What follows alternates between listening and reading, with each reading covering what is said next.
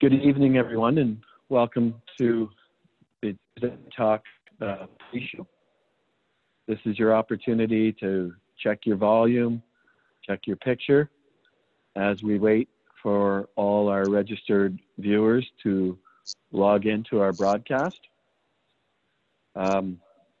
Tonight, we're in the midst of Blackout Tuesday, and we've decided to use this episode of TNT as a forum to explore the larger issue of social justice.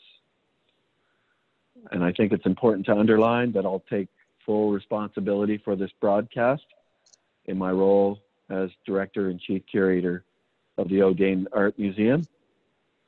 And I can only hope that the following talk offers a respectful and constructive discourse for the very serious issues that are being faced here in North America and around the world. So we're going to go to the top of the broadcast in just one more minute as we wait for people to log in. So we appreciate the fact that it was a difficult and ongoing conversation all morning and all afternoon around how we should present the context of this TNT Talk episode 5. And I think it does offer, as I mentioned, a very constructive opportunity to deal with issues that are facing us at this unprecedented time, I would say, not only in North America, but around the world, as both this pandemic and social injustice converge at this moment. Okay, so we're going to go to the top of the broadcast. Thank you, Justine. So as mentioned, this broadcast is prefigured by the killing of George Floyd by police in Minneapolis and the outrage that has swept across cities throughout the United States, as well as here in Canada and around the world. And really this outrage is facing what is a systematic racism that has been going on for centuries. Tonight, we're in the vault here of the Audain Art Museum in Whistler, British Columbia, and we're on the shared territories of the Lillooet and Squamish nations. And behind me is a work by Joseph Tisiga of 2017 entitled A Prop for Reconciliation, Dilton. And as I said, I can only hope that this work and its creator, Joseph, will allow for a broader discussion around social injustice. So we'll connect live now to Joseph, who has relocated from Whitehorse to Montreal in the neighborhood known as Côte Saint-Paul. Hello, Joseph. Oh, hi. How are you doing this evening? I'm doing good. Thanks. So one thing that's a little different tonight than previous episodes is that Joseph has supplied me with a list of how his works relate to language and concerns everything from ideas of intrinsic authority to ritual as feeding ancestors, to singular acts versus collective acts, and ultimately enunciations of power. So I'll hand it over to you, Joseph, to begin with a discussion of this work behind me. Okay, that sounds really good. First, I just want to say that normally I'm unclear on the whole protocol of land acknowledgements myself, but I think it's important to say that I'm currently in the unceded territory of the Mohawk and Algonquin people, and I'm sorry if I have that wrong. I'm new to Montreal, and I'm still getting familiar with the histories here. Also, I wanted to say really quickly also about everything that's going on down in the States around Black Lives Matters and the police brutality and social injustice that's going on. And I thought, you know, it's pertinent to mention that there's some very like practical things that could happen right now immediately, where if people could donate money to any of the Black Lives Matter causes or organizations, that would be really great. I think there's a lot of pragmatic things that could be done right now outside of just the, you know, prayers and wishes type response. And also in the big picture, you know, if people could consider being more engaged around reform of the justice system and the police system, and also support Black communities and Indigenous and communities of color, artists of color, organizations of color, financially and in whatever patronage they can. Those are some really pragmatic ways to really address the issues that are happening right now in Canada and in the US. But Canada has, you know, its own very strong parallels to what's going on in the States. And I think we need to be a little bit more critical of what is happening on our national and municipal levels. So yeah, hopefully, you know, we could use this platform a little bit to speak to some of the issues. I'm new to the Zoom thing too. So right now I'm actually just looking at an image of myself. Is Justine, can I see Curtis or the,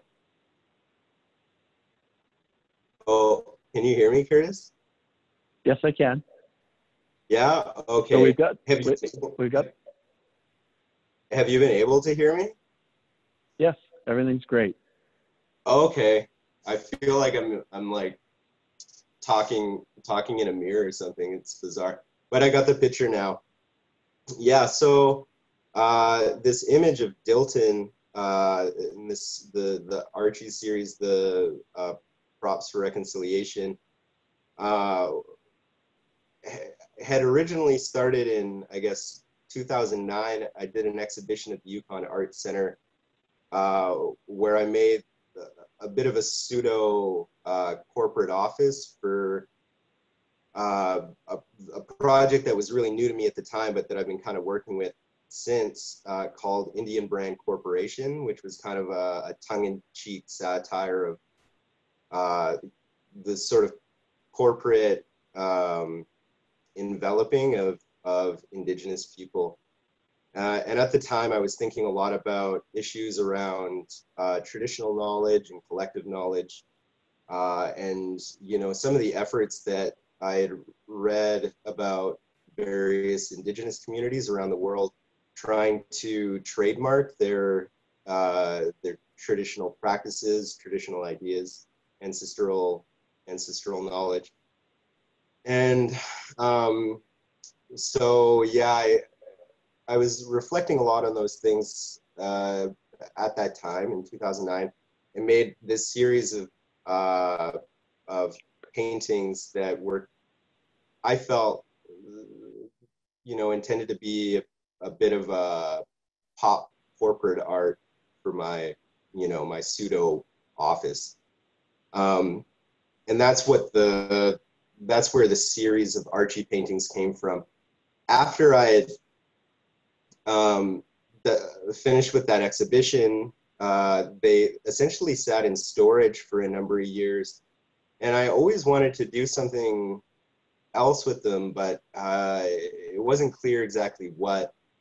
And then maybe I think in about 2016, I was I had pulled them out of storage and I was looking at them and I was really trying to think of what exactly they are, you know? So assuming they're not, you know, tacky corporate art, some pastiche of, you know, indigenous iconography and pop cultural iconography. If they could be something else, what are they? And that thinking kind of led toward this idea of a representation of reconciliation, which at the time, the terminology reconciliation, I think, was just becoming very popularized.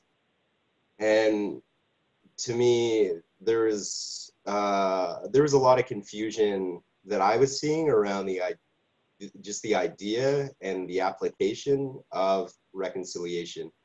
What does it mean within the First Nation history to seek reconciliation or conciliation? Have we, you know, what can we even call it reconciliation for one?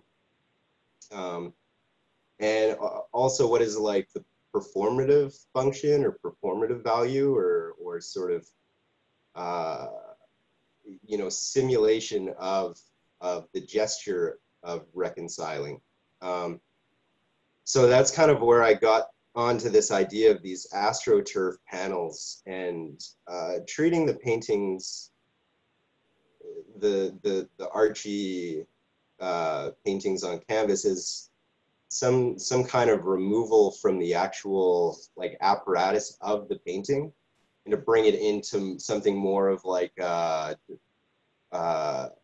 guess maybe a different version of the core or prop. And yeah, so the role of like the artificial turf, it kind of like at the time I had been thinking a lot about simulations of land, you know, social issues that have revolved around land. And, you know, the artificial turf, the stand-in for grass, I thought was an allusion to land without being even remotely like land. You know, it's the complete opposite of it, but it uses the code of land, the sort of the vernacular of land, but it's really not. And you know, there's like the association as well with like mini golf course and you know, by extension golf courses, and the conflict around, you know, the use of lands and traditional lands for recreation, predominantly recreation not geared toward indigenous people or First Nation people. You know, by extension, you have like the Oka crisis that is really, you know, a colonial tension around, you know, the interest in turning ancestral land into a golf course, and then the ensuing conflict. And so I was thinking a lot about that, like kind of like just this artificiality in these gestures and kind of performative function, and how I could maybe make an object that could relate to that. And yeah, so that's where that series came in, because there's also this, I think this dichotomy in each of the images where there's a character from the Archie series that's interacting with some iconography of First Nation culture. So in the picture of Dilton, he's kind of investigating this mask, you know, looking at kind of almost like the mask as technology.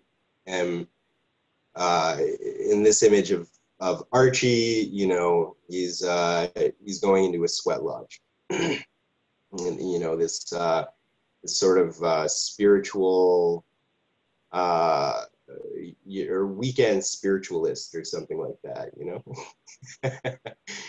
know. And yeah, is even kind of trying to look at what is the appropriateness of these non-Indigenous people accessing or interacting with these, you know, these this iconography of the First Nation. It's Can you yeah. speak to the building beside the sweat lodge, please, Joseph? Yeah, actually, that building, I was using a reference from a building in Whitehorse that was called what was it, the Whitehorse Residential School Hostel or something. I had done this site-specific performance inside this building before it had been torn down, and its history was really complicated. It had been a residential school hostel for children to live in while attending residential school in Whitehorse. And it had later, after that use, it had later been turned into the Council of Yukon First Nations, CYFN, and then it had been discovered that it was full of asbestos and it was completely a hazard, so they tore it down. And so I was using a photo of that building as kind of a reference for this sweat lodge, or for this sweat lodge backdrop. So yeah, it's kind of, and that's it tied into that the other work in that exhibition from 2009, IBC office space, where I was exploring that building in a series of photographic work. The other thing that's particular about these paintings, Joseph, is the fact that you've kind of returned to them and sanded off portions, and you know, so they have a certain archaeological feel to that. Can you speak to that quality? Yeah, that distressing effect. Yeah, that I think that, I mean, it was totally inadvertent. At the time, I had sanded them down, thinking that I might actually continue painting on top of them, and then I thought there was something in it.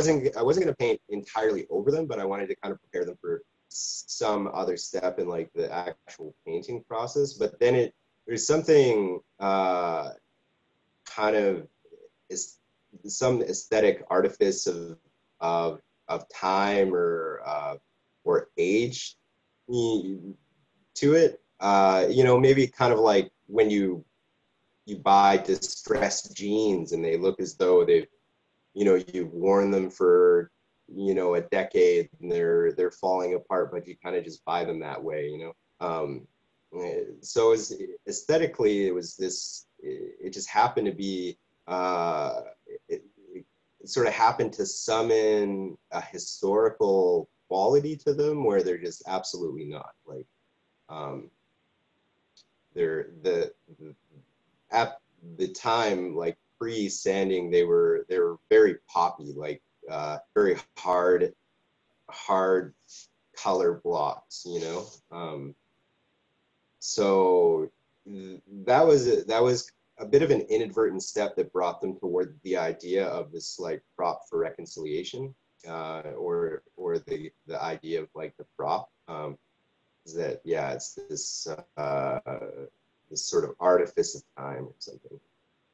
So now we're going to show an image of one of your studios in Whitehorse, and maybe speak to that image in terms of the challenges around studio space for artists.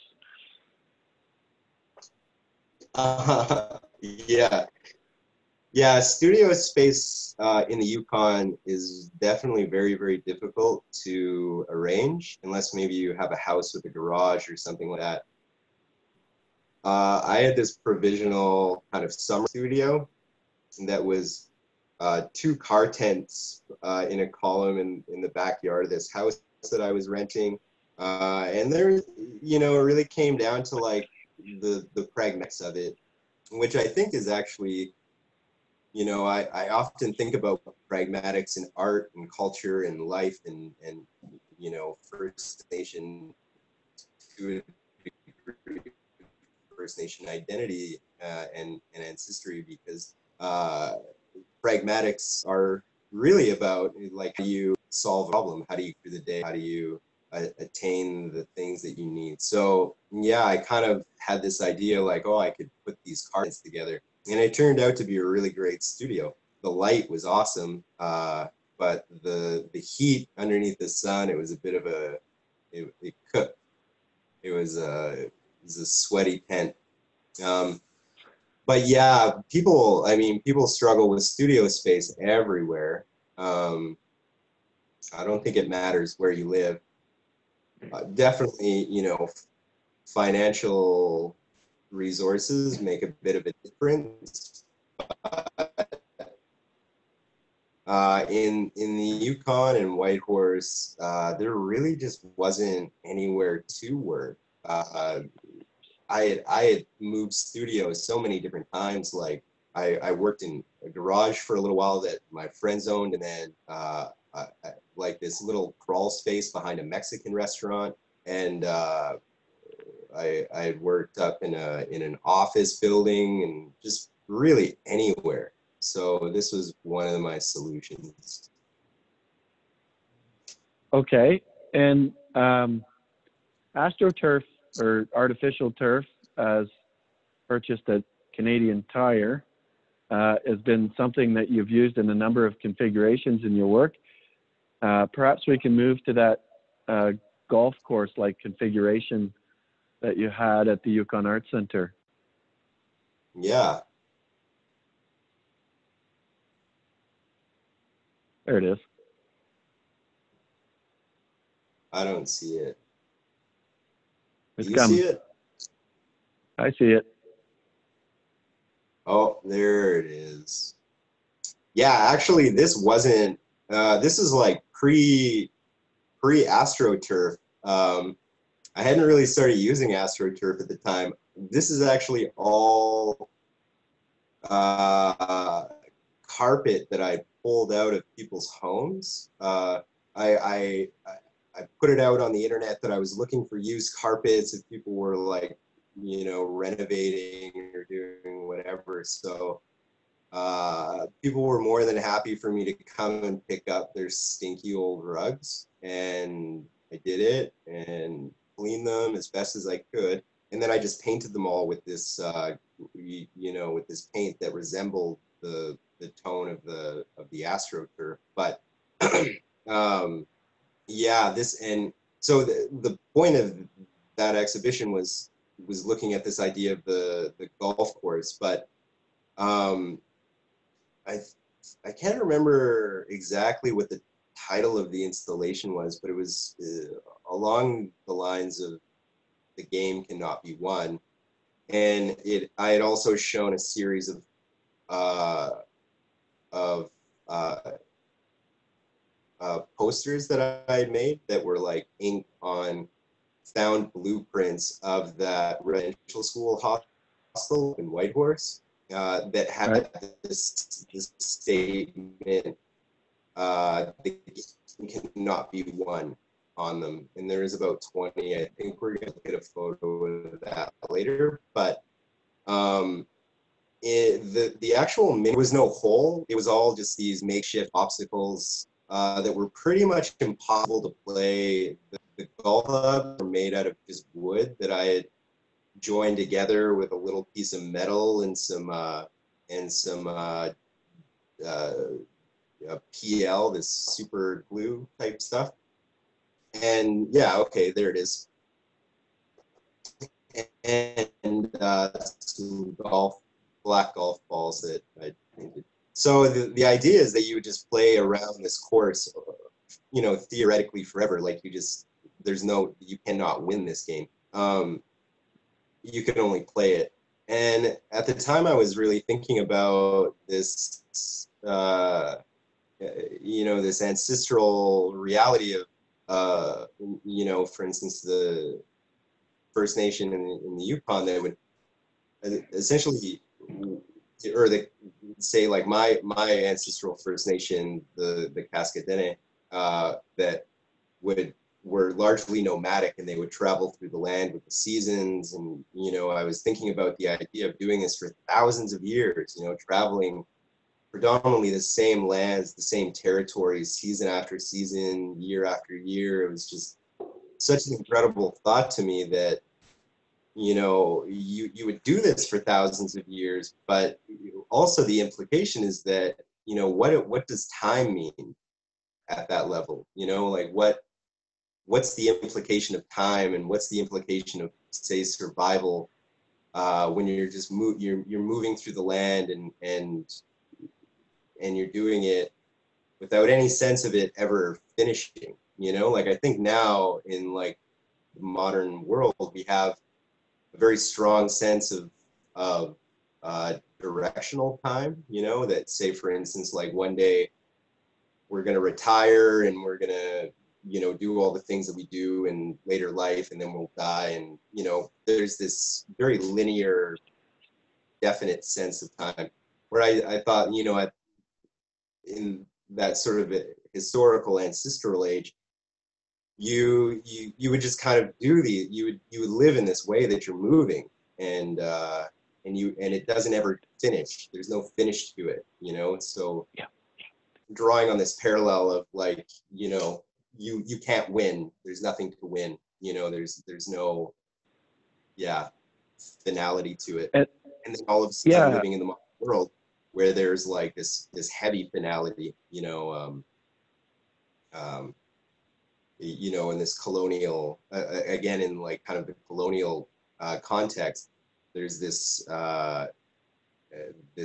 you know, very direct effort to end that sort of ancestral time, that forever time, you know, through assimilation, through indoctrination and all of that, and removal of people from their lands and their culture and their families. And so it puts a finiteness on like the time.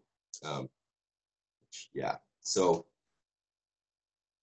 we'll move now to the Game Cannot Be Won, the piece that is now in the National Gallery of Canada collection. And maybe you could kind of talk about how that piece came together and related to what you've mentioned so far. Yeah, so those are the posters that I was talking about. Those are all drawn on the schematics, blueprints of the residential school hostel from Whitehorse, Yukon. And the Astroturf and fur panels were where that came from was that all of that fur on there was leftover scraps from a moccasin making workshop that was offered by a Yukon organization called Skookum Jim Friendship Center, and run this moccasin making workshop for predominantly young First Nation mothers who didn't know how to make moccasins themselves, and so they were learning. And subsequently, you know, the way that the fur was used really shows this sort of, I guess, like the evidence of the de-skilled and reskilling at that cultural level, because you can see the patterns are really not utilizing the fur in really the best way possible, but still there's something so vulnerable about just the remnants, the trace of the hand and the learning and that sort of re-enculturation. And to me, that's very much an idea. It's kind of a trace or evidence of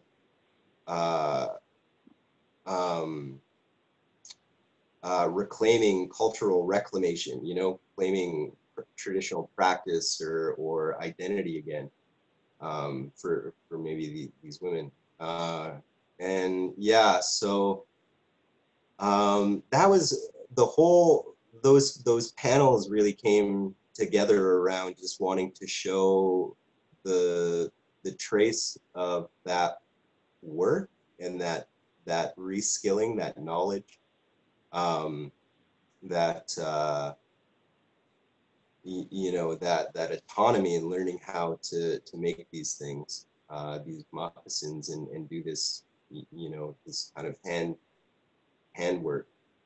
So yeah, it was really just wanting to show that, and inadvertently, I think it was like the aesthetic of the fur almost became this topographical thing where they wound up looking almost like a weird map of a golf course, and there's sand traps, and you know, these the route of the course somehow, you know, there's something very abstracted about it. It almost looks kind of painterly to me.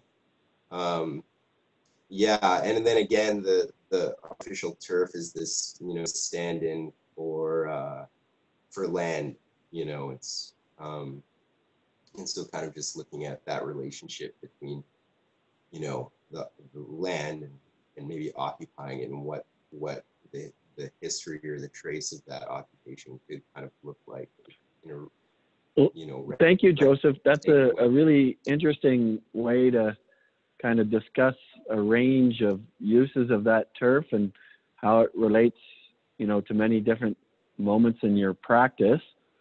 I thought now we could move to the question and answer part of the broadcast. And we're going to begin with a question from David in Vancouver. And he asks, what is your favorite part of the process of making art?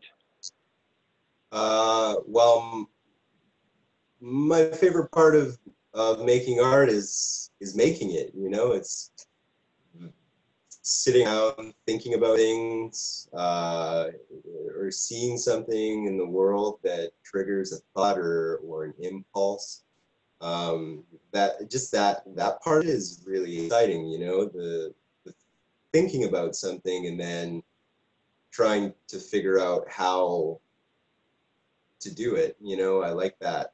It's that, you know, problem solving.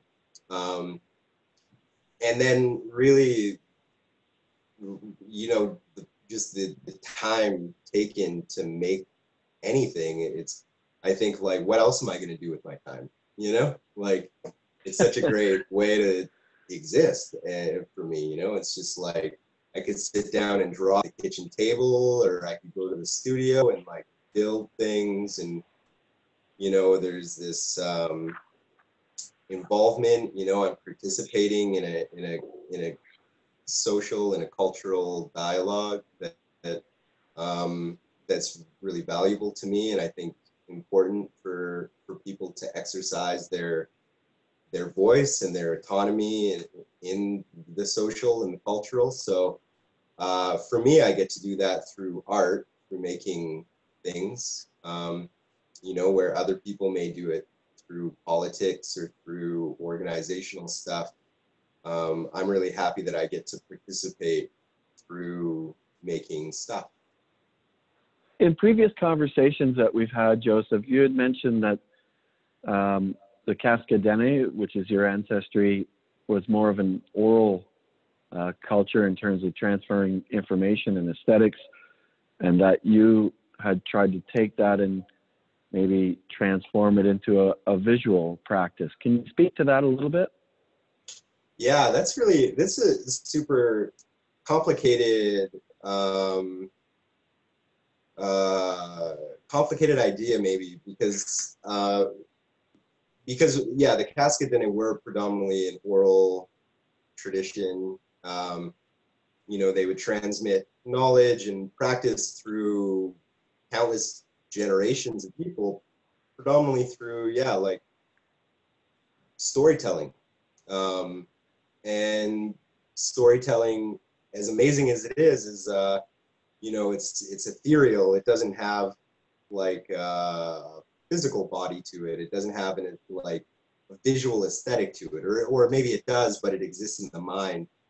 And it's informed by your cultural experience and upbringing and exposure. And I grew up really remote from my community. My mom was a part of the 60s scoop and grew up outside of her family, outside of her community. So we had very limited contact with the Cascadene First Nation while I was growing up. And to this day, I'm still fairly remote. So which is a big part of my practice in general, is kind of just asking questions and trying to figure out how exactly can I make the translation from something that is, maybe authentically about my ancestral history and experience and knowledge of that, or lack of knowledge. And the lack of knowledge is almost like something to emphasize, because it's like I'm working as like an amnesiac, is kind of the way that I think about it sometimes, is like culturally I have this amnesia. So yeah, I mean, it's difficult to take that sort of ethereal idea and make a physical object that's rooted in like the history of maybe Western art or representational art, or trying to pull on the symbolism of this kind of indigenous vernacular. And it's a really delicate line, though, where you get into this kind of Pan-American pastiche that really doesn't do anybody service. But there's a lot of really complicated pieces to it. It would be like a full conversation, I think, like just talking about that. But, and in terms of your recent relocation to Montreal, we've got a few questions that have come in online. Why did you move to Montreal, and how is that impacting your practice?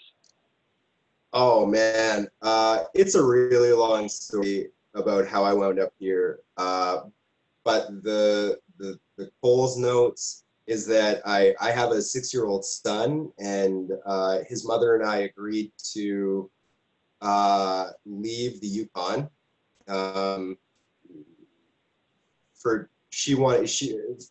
Predominantly she wanted to pursue a relationship down in the United States, and I supported that. And in the process, I was thinking about where I could move to be sort of closer to our son than in Whitehorse, because so Montreal kind of became the landing spot. To be honest, I don't even know if I'm going to stay here for any amount of time. Like, it's still up in the air. In terms of making things, it's been incredibly difficult so far, just because the relocation was kind of complicated, and then there was like all the life stuff, blah blah blah, and then the coronavirus or COVID-19. So I've been making things, though. I do have like a small body of new work in a couple exhibitions coming up this year that were supposed to happen in June, but have been postponed until the fall. So I don't know. On that topic, Joseph, perhaps we could wind up with looking at a couple of your most recent productions, and then you can speak to a couple of these images, and we'll have Justine put those up in just one moment. Here's the first one. If you could speak to, what's happening in this work. Yeah. So I guess the work that I've been making since the new year is, I think, really personally just kind of getting into this cathartic thing.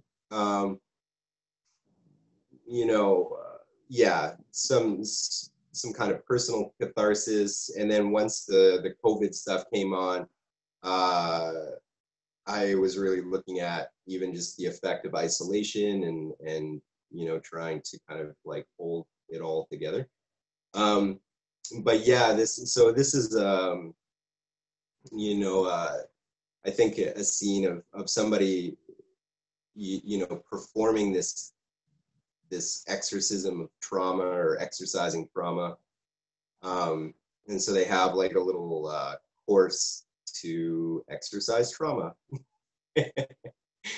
I don't want to talk maybe tons about all the new work, because frankly I'm still like thinking about it, and it's still developing, and I can't remember off the top of my head what I think.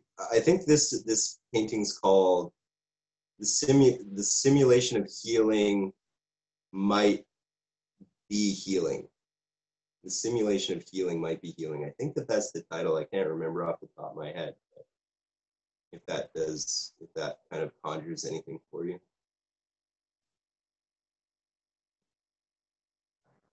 I just wanted to say thank you so much. Yeah. It's been very interesting in terms of looking at the range of your work and the quality of it and all those ideas that you put forward around Indigenous experience here in North America.